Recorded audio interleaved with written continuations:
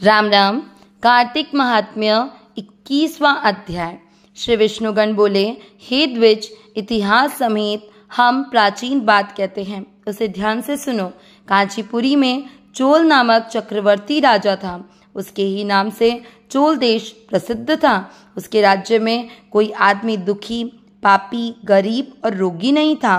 एक समय वह राजा अनंत शयन नाम स्थान को गया, जहाँ की योग माया के साथ भगवान श्री हरि शेष शैया पर शयन करते हैं।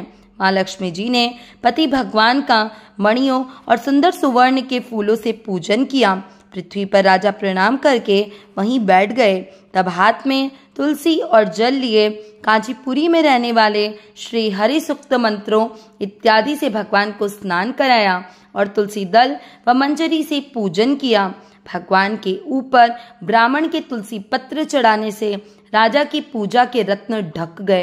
ये देखकर राजा क्रोधित होकर बोला, भगवान की माणिक और सुवर्ण से मेरी पूजा को श्री विष्णुदास तुमने तुलसी पत्रों से क्यों ढक दिया? तू श्री विष्णु जी की पूजा नहीं जानता है, यह मैं जानता हूँ। तू ढोंगी है जो अत्यंत सुंदर पूजा को ढक रहा है। तब वह ब्राह्मण राजा की गौरव को न मानकर बोला, हे राजा, तुम पूजा करना नहीं जानते, तुम्हें लक्ष्मी का घमंड है।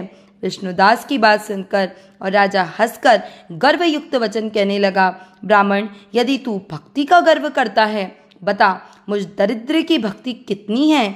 श्री हरि को प्रसन्न करने वाले यज्ञ दानादि तूने नहीं किए और पहले तैने कोई मंदिर भी नहीं बनवाया है, तब भी तुझे भक्ति का घमंड है। अब सभी ब्राह्मण मेरे वचनों को सुनो और सब देखते रहो कि श्री विष्णु भगवान साक्षात दर्शन मुझे देंगे या इसको, तब हमारी भक्ति मालूम हो जाएगी। यह कहकर राजा राजमहल में चले गए और मुग्दल ऋषि को आचार्य बनाकर विष्णु यज्ञ आरंभ कर दिया। उस यज्ञ में बहुत से ऋषियों को बुलाया गया और अन्न संपत्ति दान दी गई। यह यज्ञ गया क्षेत्र में किया गया था। विष्णुदास ने भी उसी मंदिर में ठहरकर विष्णु जी को प्रसन्न करने के लिए माघ और कार्तिक व्रत किया, तुलसी जी का पेड़ लगाया और एकादशी के दिन द्वादशाक्षर मंत्र, षोडशोपचार और नृत्य गीतादि मंगल कर्मों से प्रतिदिन पूजा व व्रत करने लगा।